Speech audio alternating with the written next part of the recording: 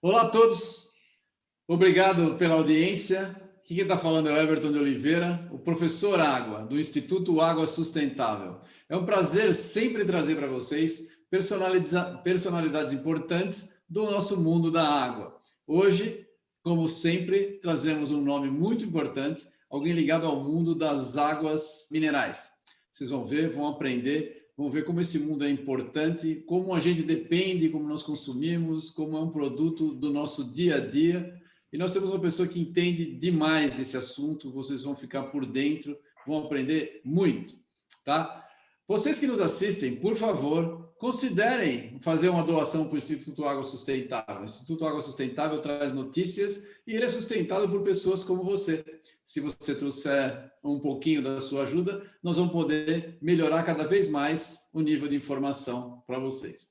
Hoje, nós trazemos aqui para vocês o Carlos Alberto Lancia. Só que todo mundo chama ele de Lancia, né? De Lancia, virou Lancia. E ele é uma sumidade na área de água mineral. Todo mundo, se tiver dúvida, pergunta para ele, porque ele sabe as respostas. Então, Lancia, muito bem-vindo, é um prazer encontrar com você, como sempre. O Lancia, ele é geólogo, empresário, consultor da Águas Ouro Fino, ele é diretor-presidente da Geolância, presidente da ABINAM, a Associação Brasileira das Águas Minerais, da Indústria das Águas Minerais, e do Sindinam, o Sindicato das Águas Minerais. E ele também é diretor da Firjan. Ou seja, ele tem muitos chapéus diferentes, vocês vão ter o prazer de conhecê-lo. E aí, Lancia, muito bem-vindo, é sempre um prazer falar contigo. Obrigado, professor Everton, amigo. Boa tarde a todos. É uma honra, né, nesse momento, poder conversar com você, com o seu público, tratar de água, né? Nossa paixão, a paixão comum, né, que nós temos, né? E esse instituto tão importante que você preside, que você trabalha com muito amor e sua equipe, é uma honra muito grande. Estamos aqui para bater um papo sobre água, sobre vida, né? Água é vida. Perfeito, perfeito. Vamos lá, vamos começar lá de trás. Vou te chamar de Carlos Alberto, só para te chamar pelo nome, tá? Para não ficar na dúvida do Lancia e do Lancia, eu vou te chamar de Carlos Alberto. Carlos Alberto, como é que foi o teu início? Lá de Torrinha para o Ceará e para o mundo. Você virou um nome importante na água subterrânea no mundo. Como é que você virou Bom, geólogo e por que água subterrânea? Conta para a gente aí, faz um retrospectiva, porque as pessoas bom, conhecem você, está lá longe, não, vamos trazer para o mundo real. Como é que começou tudo? bom, nós temos a nossa incerteza aos 16, 17 anos que vamos fazer da vida. Como cidadão torriense, uma cidade do interior de São Paulo, bem no centro de São Paulo, na época com 4 mil habitantes, né, pequeníssima, com poucos acessos, você não tinha o que você tem hoje, né? A nossa diversão era, por incrível que pareça, ler o jornal Estado de São Paulo e a Folha diariamente. Era uma diversão isso. E também dentro dessa diversão, quase não tinha o que fazer. De manhã a gente fazia o tal de científico, acho que pouco sabe que é o científico, né? E à noite eu ia fazer a escola de comércio em Brotas, tá? Técnico em contabilidade. E aquela dúvida, o que vai fazer? Aí veio o primeiro vestibular da FUVEST. E eu estava em dúvida se eu ia fazer engenharia, que naquela época só tinha profissão. Ou você era médico, ou você era engenheiro, ou advogado. Você não tinha outra opção. E na família também, cheio de médicos da minha família, engenheiros, e advogado não tinha nenhum. E o pessoal queria que eu fosse fazer medicina, e foi aquele vestibular da FUVEST, o primeiro vestibular da FUVEST. Né? E eu passei em Engenharia Ilha Solteira. Né? E lá você tinha que optar eram 3 engenharias e tinha que optar. E ao mesmo tempo que eu fiz o vestibular na FUVEST, tinha um vestibular vago no Rio Grande do Sul e eu fui fazer o vestibular no Rio Grande do Sul para geologia. E passei nos dois. Só que quando saiu a aprovação e o pessoal viu que era para engenharia, né, e não era medicina, deu aquele desânimo total na família. E o pior ainda, quando eu disse, não, eu não vou fazer nem engenharia, eu vou fazer geologia, estou indo para o Rio Grande do Sul. Aí nós fomos nessa aventura, vamos ser geólogo. E ser geólogo naquela época era uma incógnita, né? não tinha, Claro. era uma incógnita, se tinha muito o pessoal do curso de geografia sendo convidado para fazer geologia, para mudar, né? Acho que é um pouco da história aí. E assim nós fomos fazer geologia. Aí, no Rio Grande do Sul, houve um incêndio na universidade, e nesse incêndio nós tínhamos que ou continuar lá, com um estudo um pouco precário, Mas ou no Unicinos? Ou isso, na... na Ah, Unicinos, ou ser transferido. E nós tínhamos a opção de escolher a transferência. Então, dois foram para Rio Claro, dois colegas, o outro pessoal foi para Belém, e a grande maioria foi para Fortaleza, porque lá era onde que os currículos você perdia menos créditos, né? Porque quando você faz uma transferência, você tem uma perda muito grande dos créditos, né? E o Zé Paulo, que é o atual presidente hoje sim. da APAS, também foi, né? Também foi para o Ceará. E lá nós demos sorte, eu acho, quem foi para lá, porque você tinha uma escola eminentemente teórica no Rio Grande do Sul, com grandes professores, e no Ceará você tinha uma coisa muito mais prática do que. Então, eu acho que nós que fomos para lá demos sorte que conseguimos, dentro da nossa precariedade do estudo do Brasil de geociências, né? Você sabe muito bem, como professor, qual é a dificuldade, e com isso, algumas pessoas dessa época, por sorte ou por destino, se encontram em posição de destaques hoje, né? Então foi assim, é a obra do acaso, você não prevê, né? Foi assim que eu saí de Torrinha e fui para Ou para seja, você fez uma viagem longa, né? Você desceu para o Rio Grande do Sul e abandonei depois Ilha, foi para... é, abandonei Ilha Solteira, que seria para fazer na época, né? Me desculpa aí, mas Rio Claro não tinha nome, né? De escola, né? Era um nome não muito, né? Na época, né? Hoje é um grande nome, né? Você tinha mais Sim. USP para estudar na USP de São Paulo, enfim. Ou seja, o destino, a gente não prevê o destino, né? E deu certo, né? Acabou dando certo, né? Sim, deu Acabou dando certo, deu certo. Ah, interessante certo. essa história. Eu não sabia que tinha sido por isso. Deu certo enfim, Mas né? você foi contemporâneo do Zé Paulo? Não, eu estou, acho que uns 2 anos na frente dele. Ah, Né? tá. Formei antes. Eu me formei antes dele, né? Ah, tá bom, tá bom. E depois Mas, você saiu de lá, você ficou por lá um não, tempo. não, eu saí de lá, fui trabalhar. É outra coisa que eu me orgulho também, né? Que antes do Colagral, eu já entrei no processo seletivo, né? Fui, fui escolhido no processo seletivo, fui trabalhar com pesquisa de ouro na província aurífera Gurupi-Maracaçumé. Maracaçumé. Fui para a Amazônia, trabalhei 2 anos com ouro, e a empresa que havia era uma empresa de consultoria, né, que eu estava trabalhando, e o grupo que contratou essa empresa tinha uma mineração de dolomita em Redenção, no estado do Ceará, perto de Fortaleza. Ah, E numa das vindas para apresentar relatório, né, eles tinham recebido um relatório de uma empresa de consultoria do Ceará sobre dolomita, mas a empresa só entregou geologia, não entregou nada.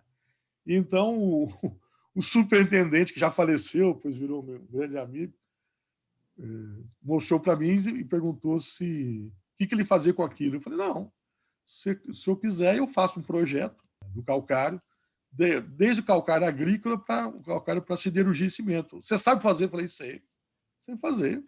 Eu tive a sorte de ter um professor de geologia econômica, um americano, que eu aprendi muito mais com ele na disciplina, né? Aquela sorte de estágio. E eu sim. fiz o projeto da Dolomita, virou uma realidade. Hoje é uma indústria de tinta chamada Midol, no Ceará. Pertencia ao grupo de Queiroz, foi vendido recentemente ao J. Macedo, mas eu tive a oportunidade de fazer Legal. o mapa de isoteores de cálcio, magnésio, resíduo insolúvel, sílica, montar a usina piloto, fazer fábrica de tinta, quer dizer, ter todo o processo. E nisso, o grupo de Queiroz era dono da água mineral, ainda é até hoje, compra a Minalba em Campos do Jordão. E após um ano a compra da Minalba, me convido para assumir a Minalba em Campos do Jordão. E assim eu entrei na água. Eu Ah, entrei na água, então foi da mineração que você veio para a água. para a minha água, exatamente. E outra coisa interessante, quando eu cheguei em Torrinha, meus pais, Ah, e contei a história que ia trabalhar com água, E a cidade do interior, hoje não é mais assim. Aquela cidade antigamente, as casas não tinham forro, né? Aquela coisa, né, do sítio, né? Aquela coisa. E eu escuto minha mãe, meu pai falando para minha mãe assim: Estela, né? Se o menino trabalhava com ouro, vai trabalhar com água. Minha mãe respondeu assim: Zé, eu sei que vender água é pecado, mas vamos apoiar nosso filho? Então eu sou do tempo que vender água mineral era pecado. Comecei aí. Então, já que for Essa, falar de história, conta um pouco da história resumida aí, como é que eu fui parar na bom, água, né? quer dizer que para sua mãe você ficou vivendo em pecado, né? É, não, mas como, né? Tinha que me apoiar, né? E meu pai disse, pô, trabalhar com ouro, vai trabalhar com água. Água, né? Aquela época que água, só quem tomava era enfermos, né? Você deve lembrar. Só tomava enfermos. Né? É Então, verdade. Pô, então, mas aí você veio no começo da Minalva, foi isso? não, a Minalva pertencia à Nestlé, no começo da venda da Nestlé da Minalva para o Grupo de Queiroz. Ah, entendi. Olha que interessante. Que E aí interessante. a gente teve a oportunidade de um setor que só vendia água para enfermos e transformar esse setor. Eu me orgulho disso. Não falo isso como. É até indelicado isso, para me gabar, não. Através das nossas mãos e outras pessoas, nós Assim, mudamos. só antes da gente chegar nisso daí, porque isso aí eu vou tentar É, perguntar mais para você. é. Como é que alguém vem, como é que um geólogo cuida de uma empresa de água? Conta aí, para quem não Então, sabe. uma coisa muito interessante, né? Quando eu cheguei na Minalba, os funcionários eram todos ex-Nestlé, né? Muito preparados, muito capacitados. Só que a questão básica da água, das suas propriedades, das suas características, eles não conheciam em detalhe como a gente conhece, né? Em detalhe. Ainda mais um produto que não pode ser tratado, não podia ser tratado. Não pode, a água mineral é zero tratamento. Não tem nenhum produto químico, nenhum tratamento físico. Para quem não sabe, água mineral, zero de tratamento. Tá? É proibido no Brasil e no mundo. Alguns probleminhas que existiam, a geologia resolveu. Ah, a impermeabilização das nascentes, né? Então, algo parece tão, para nós, tão corriqueiros, né? Mas, né, a maneira de você, nas surgências, fazer a captação, os filtros, né, de areia, você coloca como contenção, enfim. Pequenos detalhes de hidrogeologia, lá do curso, aliás, na minha época, hidrogeologia não era obrigatório, né? Nós 4 fizemos a disciplina, um deles é o professor lá na Universidade de Cuiabá, o Renato Blatt, professor doutor lá, Ah, dessa minha turma. Você deve conhecer bem o Renato, nosso amigo. Também estava nessa. O Renato fez É, mestrado. Quando eu estava terminando o é, mestrado, ele estava fazendo mestrado. Nós somos é. contemporâneos na USP. Então, o Renato era dessa turma, né? Então eu, ele, mais 2 eram aqueles que foram fazer. A optativa era motivo de sarro dos colegas, né? E no fim, a água virou o ouro branco, né? Então, Sim. e outra coisa que ajudou muito, talvez você vai ficar surpreso, a cristalografia. Como a cristalografia ajudou muito. E eu tive a sorte de ser aluno do professor Ripoll, de cristalografia. Acho que o professor Ripoll, uma sumidade de cristalografia, né, mundial, né, lá no Rio Grande do Sul.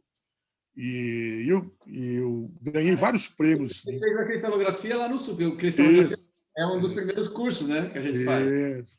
E É. você, e depois da minha história, onde eu inovo do setor? Eu inovo na embalagem.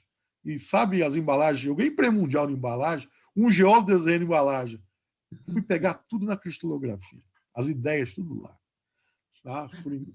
Contando um segredo aqui para os Legal, outros legal. colegas aí. O Então, segredo é que quem não é da área não vai conseguir usar, porque cristalografia é coisa de geólogo, né? exatamente. Não, então, os planos de simetria lá na cristalografia, né?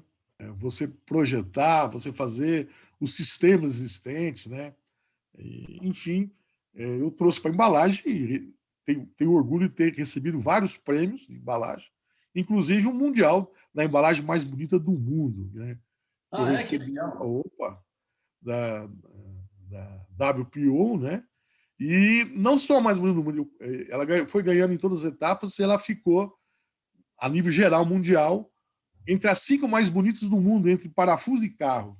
E eu fiquei em terceiro lugar, com a terceira embalagem mais bonita do mundo. É uma novidade, que pouco sabe disso. Muito legal, muito legal. Então, eu fiz vários designs de embalagem. Todos os designs de embalagem. Eu estou falando como o geólogo pode olhar, entrar na água mineral e revolucionar. Então, um dos fatores foi a cristalografia, foi uma grande uma ferramenta, né? Então, se você for um ótimo entender a cristalografia, você com certeza vai conseguir fazer embalagens mais eficientes, mais interessantes e mais bonitas. Eu gosto de cristalografia. O meu sócio, que é outro geólogo, também adora a parte de cristalografia, mineralogia. E eu lembro bem, no meu exame de doutorado, no exame oral lá, que um dos professores vira e pergunta: quantos são os retículos cristalinos? Falei, nossa, que coisa antiga, né? Que eu tinha visto lá. Você vê, lá no doutorado, o cara pergunta da cristalografia. Interessante. E trazendo para a água, nós não podemos esquecer que a água se cristaliza no sistema hexagonal.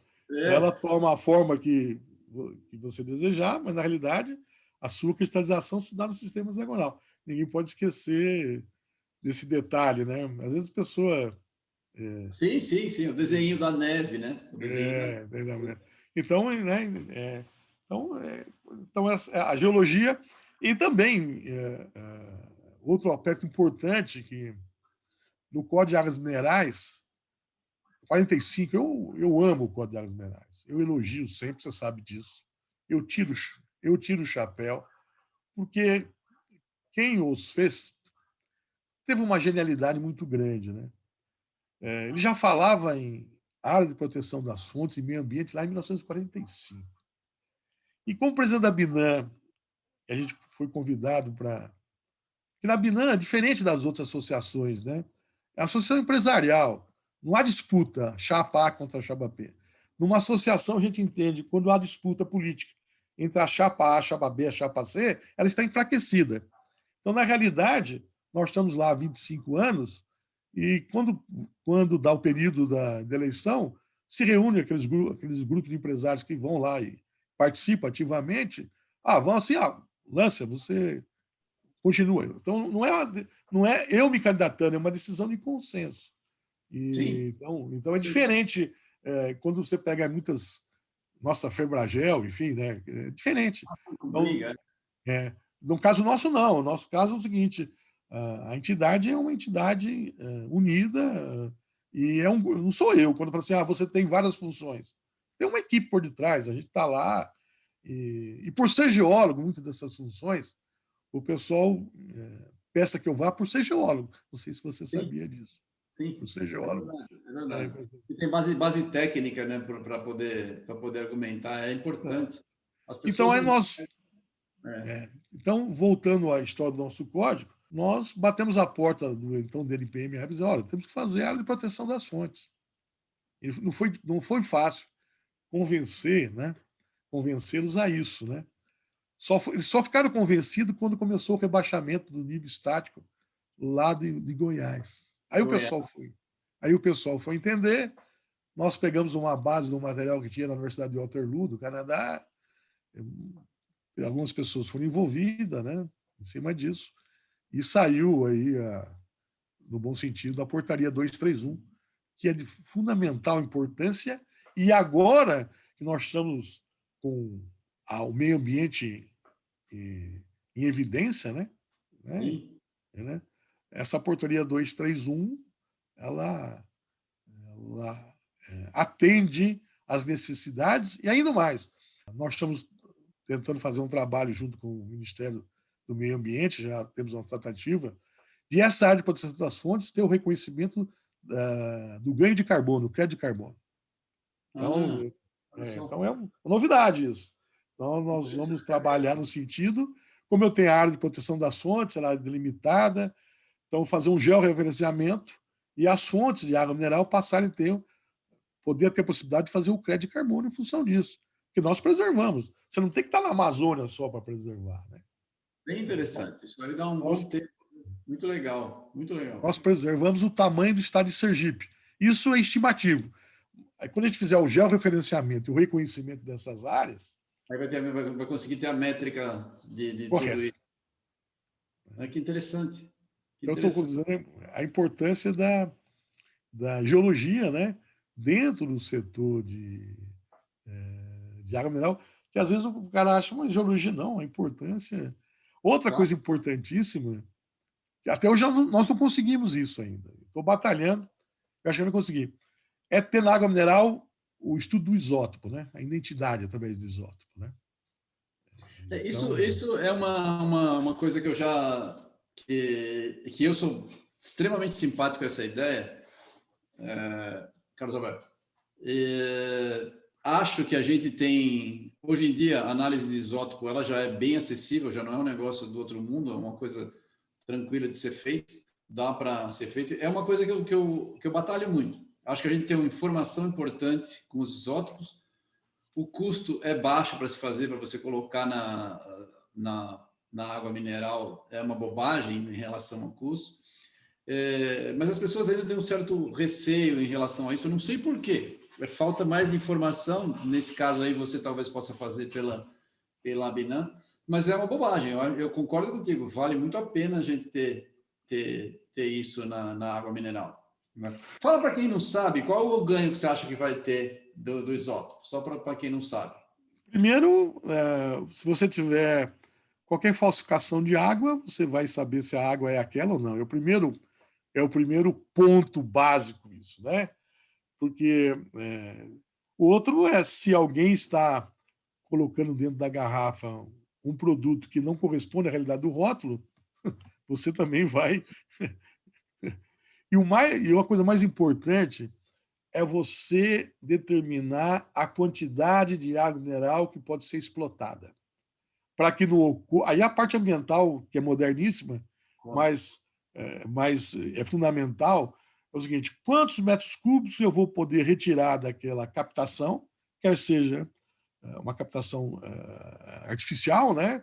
Artificial de captado, quantos metros cúbicos eu vou poder retirar de água? Por quantas horas de bombeamento, sem que afete o regime hidrológico do local, sem que ocorra problema no local. Então, essa questão é fundamental, não só para a água mineral, né?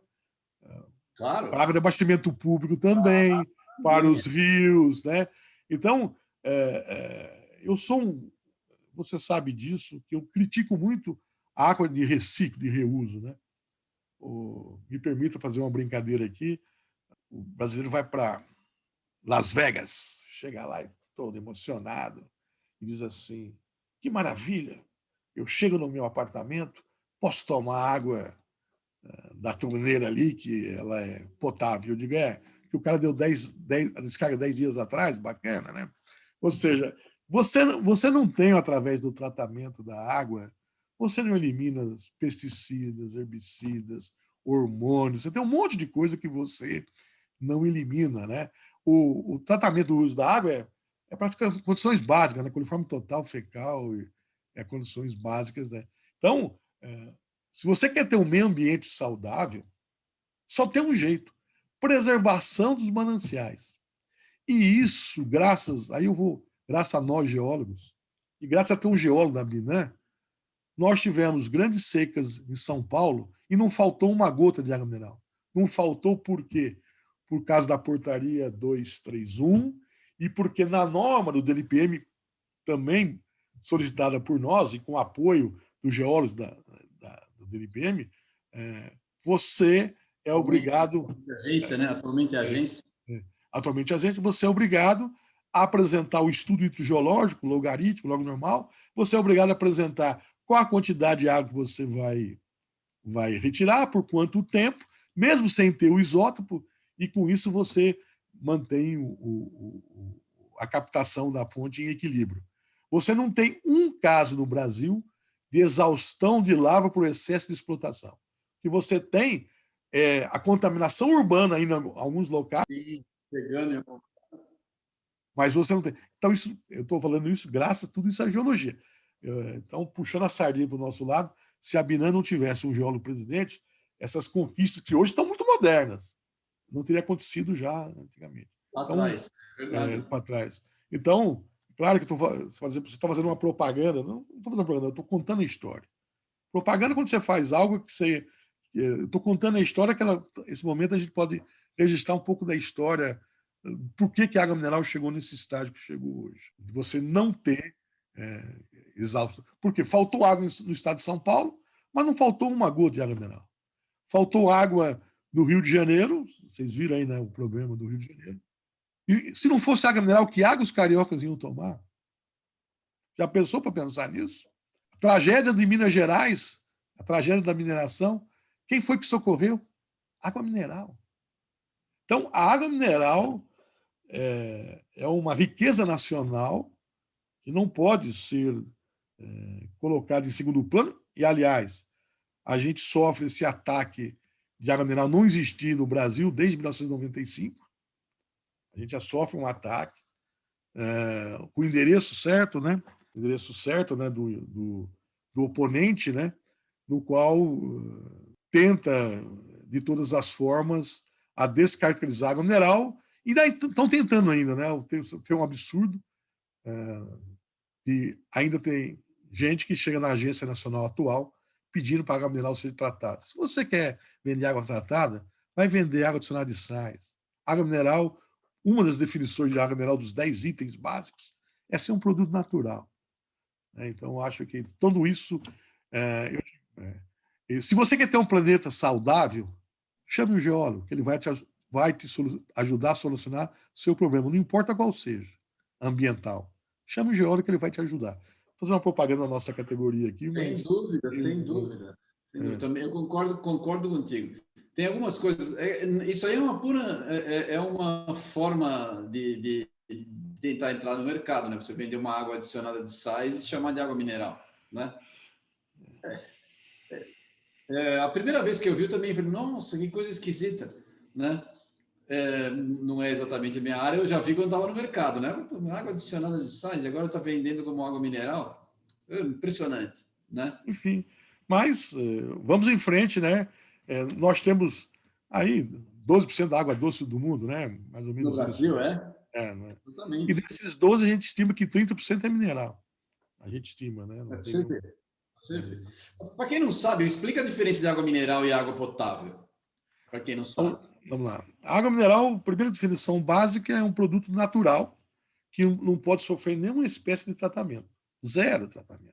Enquanto a água não mineral, ela pode sofrer qualquer tipo de tratamento disponível e existente.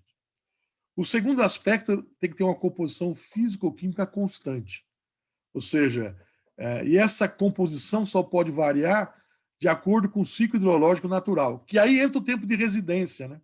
Aí entra o tempo de residência.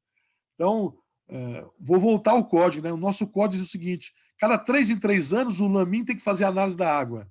Ele estabeleceu que o tempo de residência mínimo tem que ser 3 anos, ele já estabeleceu. Né? Então, essa flutuação natural do regime hidrológico, então, essa composição, e ela não pode chegar a mais que 20% para mais ou para menos. Né? Essa é outra condição básica. A outra condição, ela tem que ter uma propriedade que no nosso código teria que mudar o termo. Né? O nosso código falava ação medicamentosa, que naquela época ele teria que trocar hoje para ação funcional. Você vai na farmácia e compra cloreto de magnésio. Não vai na farmácia? E esse cloreto de magnésio tem várias propagandas, né? Vem das algas, vem dos recifes de corais, né? Só que você vai encontrar isso na composição da água mineral. Ou seja, na composição da água mineral. Existe um preconceito no Brasil, né? Vai uma crítica minha, né? Às autoridades, né? Que permite que você coloque no frasco desses suplementos alimentares, não permite que eu faça propaganda da água mineral. Ora, se eu tenho aquela quantidade e consigo prová-la, por que não fazê-lo, né? Então, a outra questão básica de água mineral é essa outra diferença existente. Depois as outras, assim, para o público, isso é mais da parte técnica, né? As condições do aquífero, né? Ele tem que estar no aquífero semi-confinado, confinado, mas aí vai questões técnicas. Por quê semi-confinado ou confinado? Porque a água mineral não pode sofrer influência de águas superficiais. Exatamente, é. Então, aí eu entro nas questões técnicas do aquífero confinado e sem confinado, e aí entra a beleza da geologia, né?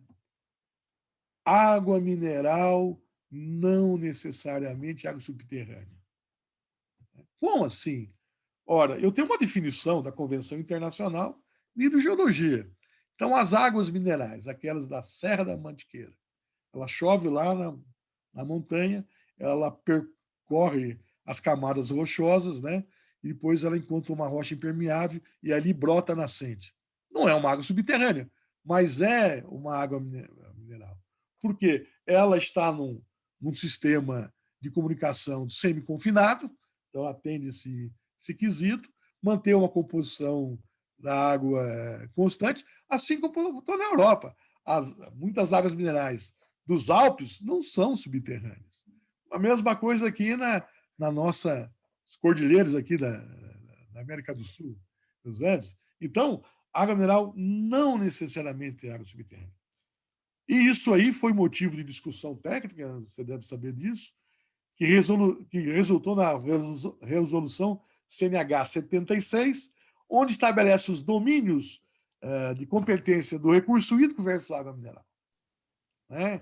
Existe uma norma estabelecida com essas... E foi a definição de água subterrânea que fez que o impasse fosse desfeito. Ou seja, nós da BINAM, eu como geólogo e o nosso advogado, contra um bom sentido, debatendo com os estados, né? E a discussão estava se arrastando por anos, até que um dia me deu um estado. Falei, pera lá, me defina a água subterrânea. Aí deu um susto em todo mundo. Então porque se então aí conseguiu, com isso, através do conceito hidrogeológico, se resolver um impasse. E vai outras questões técnicas mas outra coisa importante, a água mineral não pode ter contaminantes. Tem que ser zero de contaminantes. Ela não pode ter hormônio lá. Não pode ter hormônio na água. Na água da rede pública não é nem parâmetro para você fazer potabilidade. Se você, né? Talvez uma coisa que poucas pessoas saibam, tem consciência disso.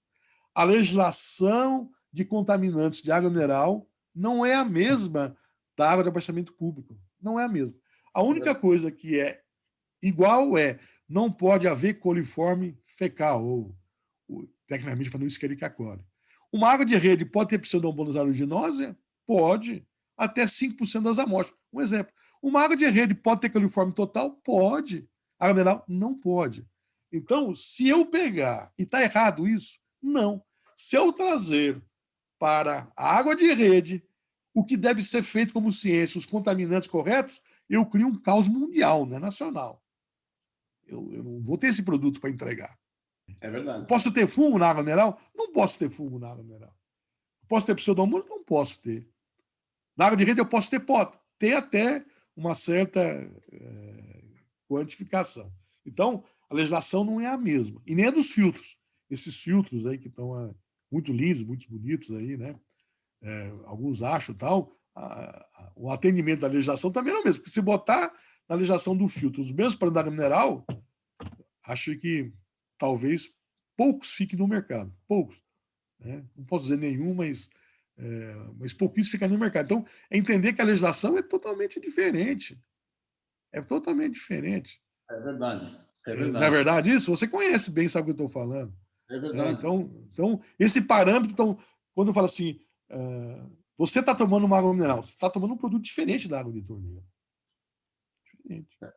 Muito diferente. Isso é importante saber. As pessoas não sabem. A pessoa compra água e ela acha que simplesmente tem que ter a regra da potabilidade da torneira para a água mineral. Por isso que eu te fiz a pergunta, porque as pessoas não sabem que tem uma diferença importante entre as duas. Né? Não, e outra coisa importante, vou pegar o cromo, né? O cromo 3 para cromo 6, né? na água subterrânea, né? A importância da hidrogeologia. Na hora que eu vou fazer a importância do lamin na fonte, analisar. Você tem alguns aquíferos aí, que você conhece mais que eu tenho Sim, cromo 6 presente nele. Você sabe natural. disso. É. Você conhece, sabe o que eu estou falando. Então,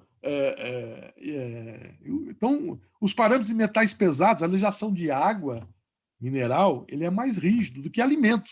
É mais rígido do que a legislação de alimento dos parâmetros de metais pesados. Pouca gente sabe disso. E, claro que eu digo que o culpado disso somos nós, da Binan, que não sabemos divulgar isso. Então, a Então, diferença. esse é um dos trabalhos que a gente quer fazer, que a gente está fazendo pelo Instituto. A gente precisa passar informação que muita gente não sabe. Às vezes a informação é técnica demais, Carlos Alberto, e a gente não consegue passar para as pessoas. Mas as pessoas, eu sempre falo, por exemplo, o cara comprar água mineral, dá uma olhada no nitrato da água mineral, né? Dá uma olhada no nitrato. Da onde vem nitrato? Não é? Correto. Então, dá uma olhada no nitrato. Mas nem isso as pessoas conseguem enxergar. Por quê? Porque você acha que alguém lê rótulo de água mineral para saber o que é difícil? Então a gente teria que ter uma conscientização maior. Eu concordo contigo. Concordo contigo. Para quem não sabe, explica para a gente aí a importância da fonte. As pessoas, assim, ela tem diferença de uma fonte para outra? Por que é diferente? Conta para aí. Para quem é geólogo, a gente até já consegue responder, mas para quem não é, explica para quem não é da área Bom, a, eu a vou falar diferença da num, origem. eu vou falar numa linguagem que quando a gente dá palestra para um público não geólogos, né? Isso, Então, essa é a ideia. geólogos e dos geólogos me perdoem, não me critique que isso aí Não, é essa é a para um ideia. Não público. é para falar para o geólogo, não. Vou falar para um público Então, grande. é muito simples. A água da chuva, né, que cai, né, ela uma parte escorre, outra parte infiltra, outra parte evapora. Essa água que vai infiltrar no solo, no subsolo e nas rochas, ela vai passando pelos caminhos permeáveis ou nas fraturas das rochas e vai roubando os sais minerais. Vai roubando e vai se enriquecendo de sais minerais. Até que ela chega num ambiente que a gente chama de rochas impermeáveis, que ela não tem mais para onde ir. Então nós formamos ali a jazida de água mineral, com esses sais minerais que ela veio roubando lá desde do solo. Só que ao mesmo tempo que ela vai roubando água do solo, ela vai sofrendo um processo de purificação da própria natureza. Então, nesse ambiente da jazida de água mineral, ela está ali totalmente pura. Está totalmente. Por isso que é importante a área de proteção das fontes, que é a recarga dessas fontes. Então, é assim que a água mineral ela se enriquece. Então, a água mineral, quando você abre, é como se você tomasse uma taça de vinho da safra 8 anos atrás, 16 anos. Eu fiz 2 estudos de isótopos de água no Brasil, na época que só podia fazer na Alemanha. Um dessas águas tinha 16 anos e outra 8. Então, quando você abrir uma garrafa, se eu tivesse os isótopos como algo obrigatório, que hoje pode, Rio Claro, né? Hoje eu Sim, posso fazer um. O Rio Claro, na minha cabeça, eu penso que tem Rio Claro como um parceiro, se isso for aceito como norma. Como também não, Brasília, também, acho que tem 2 polos tranquilos que a gente pode trabalhar. Rio Claro e Brasília, talvez tenha outros mais, mas eu vou poder dizer ao consumidor, a questão do isótopo, olha, você está tomando uma água da marca tal, e essa água ela demorou 8 anos para chegar nesse ponto. Então, você está 8 anos tomando. é pouco. Você tem água com milhares de anos, né? Esse que é o É, detalhe. não, você vai falar assim, você está bebendo a água que o dinossauro bebeu, né? Pode falar É, isso, né? Agora, desde que é claro que eu falo, né? Tem que ter comprovação, não pode ficar fazer o chutão. Então é o seguinte, ou seja, eu vou ter captações na bacia do Paraná. Antigamente nós chamávamos de aquífero Botucatu, depois virou o Guarani, né? Guarani, Né? Mas eu tenho outros aquíferos nessa bacia que vai ter água aí que o dinossauro bebeu, né? Tá certo, né? sem Então, dúvida. lindo seria, claro, só que normalmente essas águas estão altamente mineralizadas, então, enfim, mas então a água mineral, esses sais minerais, o cálcio vem daí, o magnésio, o potássio, o sódio. E a questão que você colocou do nitrato, né? Quanto menor o nitrato, mais pura é a água, né? Então, pura no sentido não é de trazer risco à saúde, de ser mais H2O, mais perto, apesar que tem que tomar cuidado, né, que H2O pode confundir com refrigerante. Não confunda com o refrigerante H2O, né, lá é H2O, né, tem um H no final. Né, então não confunda com o refrigerante. Nossa é H2O. Só para complementar o que você está falando, assim, por onde a água está andando, como ela demora muito tempo, ela carrega uma assinatura da própria rocha, né? Então, esses sais refletem o tipo de local por onde ela passou. Por isso que as águas têm características distintas, águas minerais. Sem dúvida. Não, e você vai ter ela distinto, porque eu posso ter no ambiente geológico diferenciado 4, 5 fontes uma perto da outra com águas totalmente diferentes. Exemplo, São Lourenço, Caxambu, né? E se você vai na Espanha, não sei se a pronúncia vai estar correta, Laranjão, uma coisa assim a pronúncia, sei lá, você fica maravilhado, porque eu tenho captações até no sentido horizontal lá de águas lá, né? Então você tem coisa fantástica lá. Então, essa diferença, então, você pode ter. E outra coisa, não confunda, eu posso estar no meio da floresta amazônica e ter uma água contaminada. Eu posso estar no centro da cidade de São Paulo e não ter uma água contaminada. O que determina é a geologia, a hidrogeologia, as rochas, o caminhamento, a purificação da água através dessas rochas que ela passa. Então, às vezes, não confunda. Então, por isso, o geólogo é de fundamental importância. Né? Oi, pessoal, tudo bem? Muito obrigado por assistir até aqui. O Papo com Volância está muito legal e dividimos em duas partes para prolongar a diversão. A primeira parte fica por aqui.